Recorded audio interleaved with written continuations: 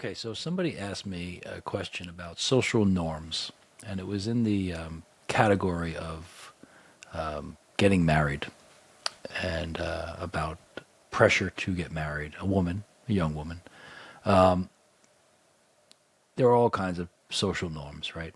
Some of them very healthy, some maybe not so, some outdated, some cultural, some depending on what country you live in or portion of the country.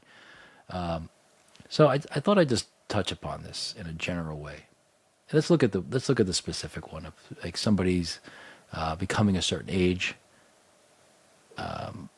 Biologically, women always are. I think always probably will be put in a certain situation that's different than men because of their ability to give birth. Men don't have that, and of course, at a certain age, women won't give birth anymore.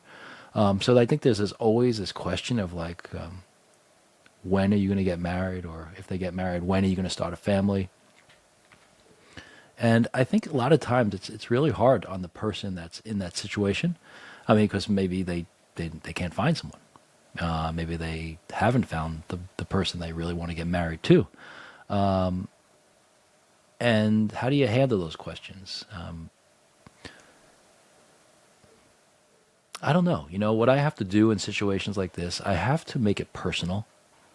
I think it's a good exercise in life to, whenever you have like a deeper question, get very specific with it.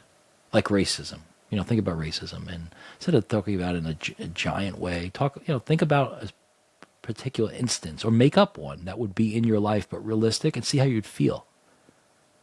So if you're a white person living in the United States, imagine living in a country where it's only 10% white, and see if that would make a difference to you. So in this situation, let's look at how does it feel if you're one of the people asking that question, and you're thinking about your daughter, or how. And so instead of focusing on the person receiving the question, I would think about the people that ask those kind of questions, and we all do in our own way, right? I think I've been guilty of asking those kind of questions. We have to always remember that the person we're speaking to, no matter how close we are to them, we never have the full story. I remember this old book. I think it was like the 7 Habits of Healthy Living or something like that. And it was a story in it, and it struck me. It was about a man. He's on a subway car, and you're in the subway car with him, and he's got kids, 2 or 3 kids or something, and the kids are going crazy. The guy's not doing anything. His kids are going crazy. They're bothering everyone. They're running around the subway car, and you have this idea of like, what, this another guy who's not taking care of his kids, not being responsible, and then they give you another scenario where they say, well, what if you found out he's on his way from the hospital, and his wife just died, and he hasn't even told the kids yet? It's a paradigm shift. That was the point of the story, the paradigm shift of what do you, when you have more information, how does it change the story, right? And I think, when we ask questions of people, we have to be very careful of thinking we're helping. And if you're being asked that question, a question like that, if you're the person who's being asked, when are you going to get married? When are you going to have kids?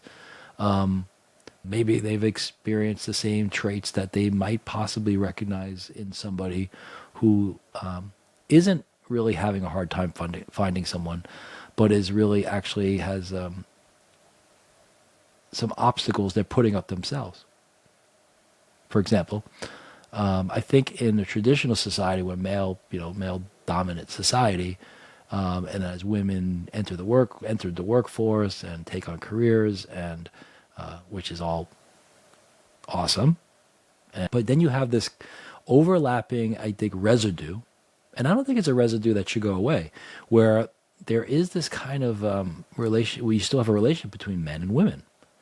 Men, and I don't think this is an old traditional thing. I think there's a tradition that came about because of the biology of it. I think you have all this dynamic and the wonderful development in our world of women finding their rightful place and ever moving toward that more and more, of using their skills and their talents and their whatever, big doctors, lawyers, and politicians, president.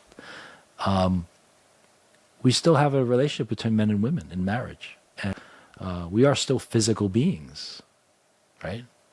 I mean, there's just even the physical part of how children are created. There's a physicality that takes place, right? There's just men and women and women. I would say this to that specific instance of women who are independent, who are don't need a man in their life. You know, that's the kind of language we hear. To be very careful of one thing. Of course, you don't need a man in your life. And of course, you should be independent of the sense of being your own fulfilled human being who doesn't. Because actually, the opposite is a codependent relationship. And a healthy relationship shouldn't be codependent. It should be two individuals who are full and can cooperate together and become more than two individual parts. They become more. But when they're taken apart, they're not individually any less, if that makes any sense. Individually, they're the same, together or apart. It's just that the idea of the union together creates this third element, this synergy that didn't exist before and won't exist after, unless you believe marriage is eternal. So the advice I would give to a woman that may be in this transition period, that is, and that it was a specific question brought to me, about social norms and the feeling of pressure being to get married and when are you going to have kids and that kind of stuff, is to make sure that you're not mistaking your independence and this idea that you don't need people to do anything for you, like protect you, to make sure that that's not coming from a guarded area. And what I mean by guarded is that it takes a certain degree of true security to let people help you.